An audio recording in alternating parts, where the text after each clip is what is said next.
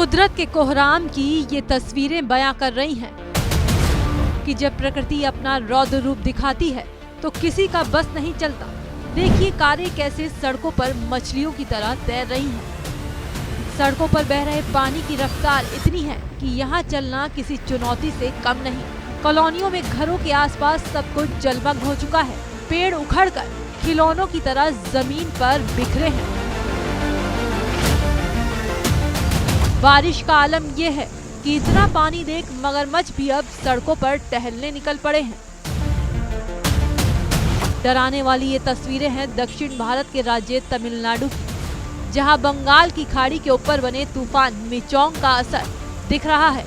मौसम विभाग ने चेतावनी भी दी है कि जल्द ये तूफान दक्षिण राज्यों के तट से टकरा जाएगा। आशंका जताई गई है कि तब इसकी रफ्तार 100 किलोमीटर प्रति घंटे हो सकती है। आशंका जताई गई है कि तब इसकी रफ्तार 100 किलोमीटर प्रति घंटे हो सकती है।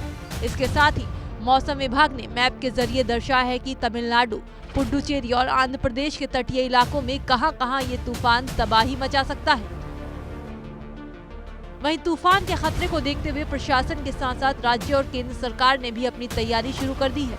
प्रधानमंत्री नरेंद्र मोदी खुद उन राज्यों के मुख्यमंत्रियों से बात कर तैयारियों का जायजा ले रहे हैं। वो लगातार मुख्यमंत्रियों के संपर्क में हैं।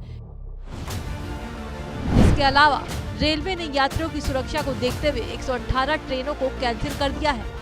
इनमें से तकरीबन 60 रद्द ट्रेनें ईस्ट कोस्ट रेलवे की है। चेन्नई हवाई अड्डे से 23 उड़ानें भी कैंसिल कर दी गई हैं।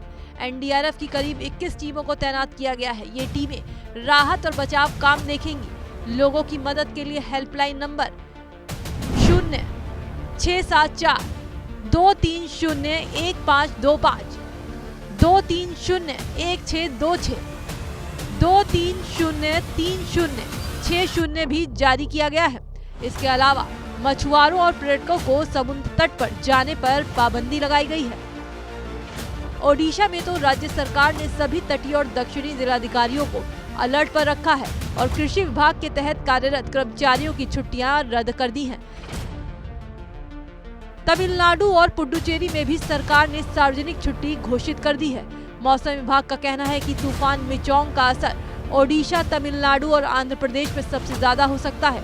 तमिलनाडु के चेन्नई में तो तेज हवाओं के साथ भारी बारिश का सिलसिला भी शुरू हो चुका है।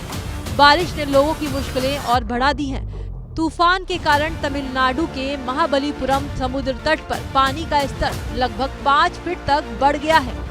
जिस तरह से इस तूफान का असर दिख रहा है, उस हिसाब से देखा जाए तो इसे चक्रवात का रूप लेने में देर नहीं लगेगी।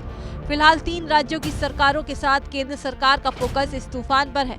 अब देखना ये है कि तूफान से होने वाली तबाही रोकने में ये तैयारियां कितनी कारगर साबित होती हैं।